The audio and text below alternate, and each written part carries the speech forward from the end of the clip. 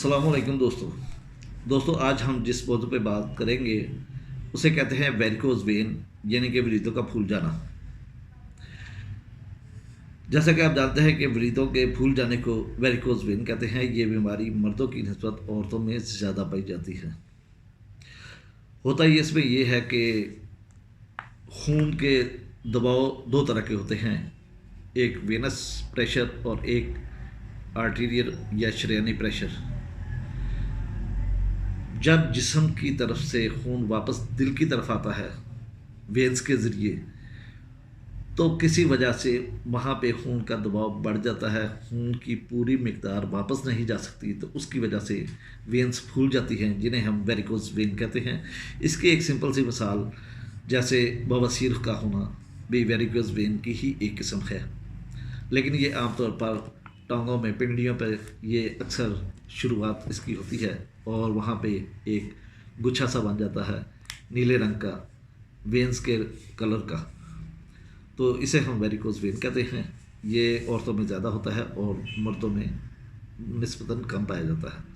इसके अगर हम वजूहात की बात करें तो हाई ब्लड प्रेशर भी इसकी एक काज बनता है, मोटापे की वजह से भी ये हो जाता है, और ये बीमारी अक्सर मोर्सी भी हो सकती है, यानी कि वासी हो सकती है। कोई ऐसा काम जहाँ पर देर तक खड़ा रहना पड़े तो उसकी वजह से भी ये बीमारी वाक़ हो जाती है।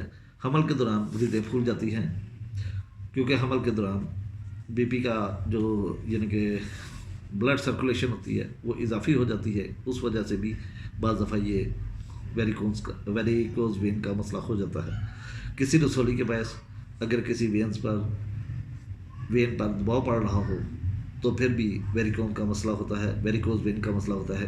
क्रॉनिक कब्ज़, कॉन्स्टिपेशन, उसकी वजह से भी ये मसला लाक हो सकता है।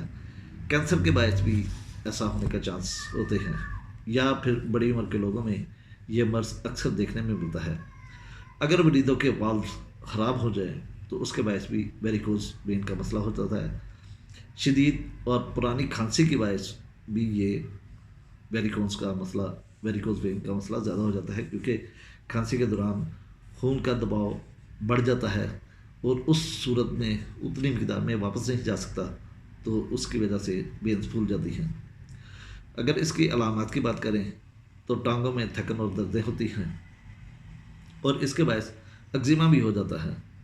इसके बायस बवासीर, जैसे कि आपको पहले बताया कि ये वेरिकोज वेन की ही एक किस्म बवासीर है, और बवासीर भी होती है, दाने निकल आते हैं।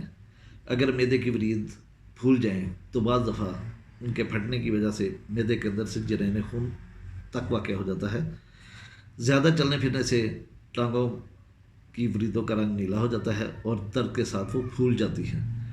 टांगों में प्रेशर महसूस होता है, दबाव महसूस होता है, जैसे खून का दबाव, कोई चीज़ वज़नी भरी चीज़ महसूस होती है। इसकी पेचीदगियों के पर अगर बात की जाए तो वरीदों में खारिश का हो जाना, वरीदों की सोजश का हो जाना, टांगों का सूज जाना, जिसकी वजह से चलने फिरने में दिक्कत वाक़ होती है। नासूर पैदा होते हैं, चूँकि वहाँ पे फ्रेश ब्लड कम हो जाता है, इसलिए कोई ज़ख्म वगैरह अगर बन जाए तो वो नसूर की शक्ल अख्तियार कर लेता है। टांगों पर धब्बे पड़ जाना, वेरिकोज वेन की वजह से एक गुच्छा नुमा बन जाता है और वहाँ पे वो बाहर की तरफ नज़र आता है, इसकी वजह से वहाँ पर टांगों पे धब्बे वगैरह पड़ जाते हैं। वरीदों से जरेने खून का होना, अगर बहुत ज़्यादा देर तक वेरिकोज वेन रहे और फिर वहाँ से वेन्स फट जाने की वजह से जरेने खून भी वाक़ हो सकता है। तो ये चंद एक वजूहात थी जिसकी वजह से और उसकी कम्प्लिकेशन थी।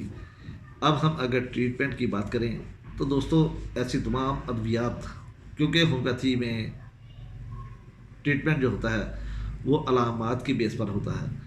हम बीमारी का इलाज नहीं करते, बल्कि हमने मरीज़ का इलाज करना होता है, यानी कि एक मरीज़ को दूसरे मरीज़ से डिफ़र करके उससे अलहदगी उसे, यानी कि मरीज़ को दूसरे मरीज़ से हमने तशख़ीस में अलहदा करना होता है। अलामात के ज़रिए इनफरादियत कायम करनी होती है, और जैसे जैसे इनफरादियत कायम करते हैं वैसे वैसे दवाइयाँ चेंज होती रहती हैं, अद्वियात चेंज होती हैं। इसमें मरीज़ को हम सबसे पहले हदायत देते हैं कि कोशिश करें कि ज़्यादा देर तक खड़ा ना रहे, یا ٹانگیں جو ہوتی ہیں وہ لٹکا کر نہ رکھے تاکہ اس کا قدرتی پریشر کم ہو، اور ٹانگوں کے ارد گرد اگر وہ تھوڑا سا تنگ کپڑا پہنے یا تنگ کپڑے سے باندھ دے اور ٹانگوں کو کوشش کرے کہ مسلسل اونچا رکھے تاکہ خون کا دباؤ جو ہوتا ہے وہ مریضوں سے نکل سکے. لیکن اگر لٹکی رہیں گی یا وہ کھڑا رہے گا تو پھر وہاں پہ پریشر بنا رہے گا اور اس کے جلدی ٹھیک ہونے کے چانسز کم ہو جاتے ہیں. اگر یہ بیماری حمل کے دوران ہو تو اکثر ڈلیوری کے بعد یہ خود بخود ٹھیک ہو جاتی ہے، لیکن اگر حمل کے علاوہ ہو تو پھر اس کے لیے ہمیں ٹریٹمنٹ کرنا پڑتا ہے یا مختلف ہدایات کے باعث تھوڑا سا آرام آ جاتا ہے. پلساٹیلا ہومیوپیتھی میں ایک ایسی دوا ہے جو کہ اس بیماری میں بہت کامیابی کے ساتھ استعمال کی جاتی ہے، اور چونکہ عورتوں کے لیے دوران حمل میں جو کمپلیکیشن پیدا ہوتی ہیں ان میں اکثر پلساٹیلا کا استعمال ہوتا ہے. اس حساب سے بھی ہم پلساٹیلا ایک بلڈ پریشر کی بھی بہت اچھی دوا ہے، اس کی علامات کو کور کرتی ہے. اسی حساب سے پلساٹیلا جو ہوتی ہے وہ ویریکوز وین میں بھی ایک زبردست دعا کے طور پر کام کرتی ہے. فارمیکا روفا، اگر اس بیماری کے ہمراہ مریض کو کمزوری کی شکایت ہو، یعنی کہ ویریکوز وین ہو اور ساتھ کمزوری ہو، تو اس کے ساتھ ساتھ ہم ویریکوز وین کا علاج فارمیکا روفا کے ساتھ کر سکتے ہیں. کلکیریا فلور، جیسے کہ آپ جانتے ہیں کہ ویریکوز وین جب ہوتی ہے تو اس کے اصل میں وین جو ہوتی ہے اس کا ڈائیمیٹر وہ بڑھ جاتا ہے، یعنی کہ اس میں الاسٹکسٹی کم ہو جاتی ہے. وہ بڑھ تو جاتی ہے لیکن واپس اتنی سکڑتی نہیں. اور کلکیریا فلور ہماری ایک ایسی دعا ہے کہ جسم میں جہاں بھی الاسٹکسٹی کم ہو، جو پٹھے یا جو سفنکٹر وغیرہ سکڑنے میں ناکام ہو جائیں، تو ہم وہاں پر کلکیریا فلور دے کر اسے واپس اسی حالت میں لا سکتے ہیں تاکہ ان میں لچک قائم ہو سکے.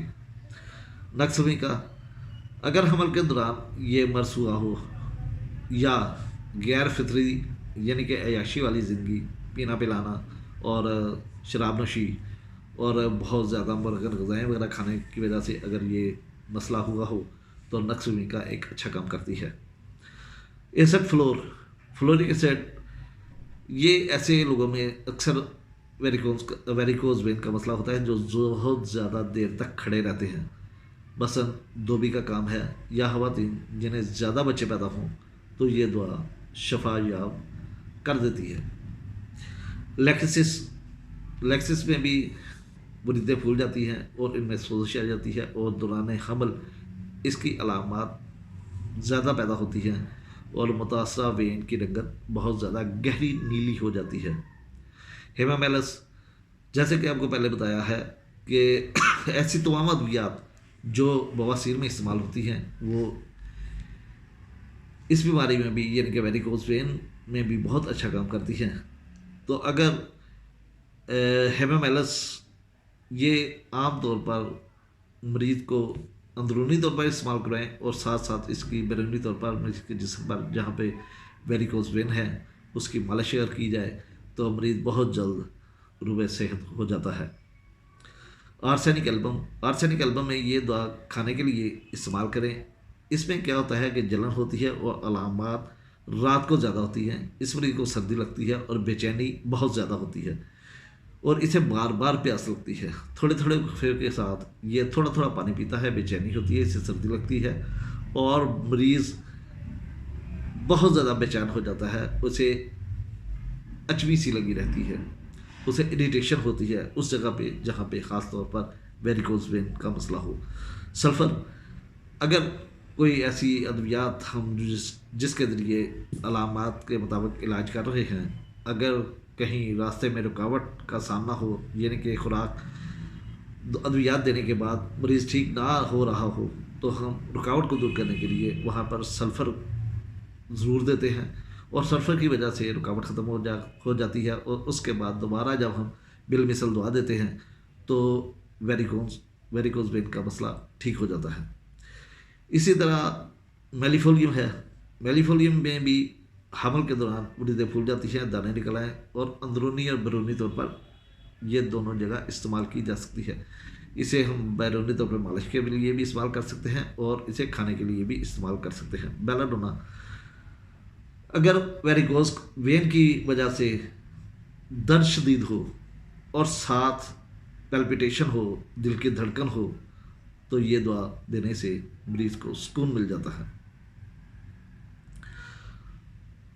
یہ ہومیوپیتھی ادویات کے مطابق یہ چھوٹی سی ایک ویڈیو ہے جس کے ذریعے ہم یہ ویریکوز وین کا علاج کر سکتے ہیں۔ لیکن دوستو یہ تو ایک چھوٹی سی مختلف ادویات ہیں جس کی وجہ سے ہم نے تھوڑا تھوڑا تعارف کرایا، لیکن اگر اس کے ساتھ ساتھ کسی بھی دعا کا بیہیویئر نظر آ جائے، مینٹل سمپٹم نظر آ جائے یا اس کی کانسٹیٹیوشن مل جائے، تو پھر ہم ان دعاؤں کو چھوڑ کر جو اس کی کانسٹیٹیوشن ملتی ہے، جو کہ مینٹلی بیہیویئر کے ساتھ اس کی اٹیچمنٹ ہے، ہم وہ دعا دے کر مریض کو ٹھیک کر سکتے ہیں، جیسے کہ نیشیا ہے، جیسے کہ اسٹافیسیگریا ہے، جیسے کہ سیپیا ہے، جیسے کہ بیلسپرس ہے، یا پلاٹینا ہے۔ اگر اس کا بیہیویئر ان ادویات کے ساتھ میچ کرتا ہے تو ہم یہ دعائیں چھوڑ کر یہ مخصوص دعائیں جو اس کی کانسٹیٹیوشنل دعائیں ہوں گی ہم دے کر مریض کو شفا یاب کر سکتے ہیں۔ دوستو انشاءاللہ اگلی ویڈیو کے ساتھ پھر ملاقات ہوگی۔ اللہ حافظ، اللہ نگہبان۔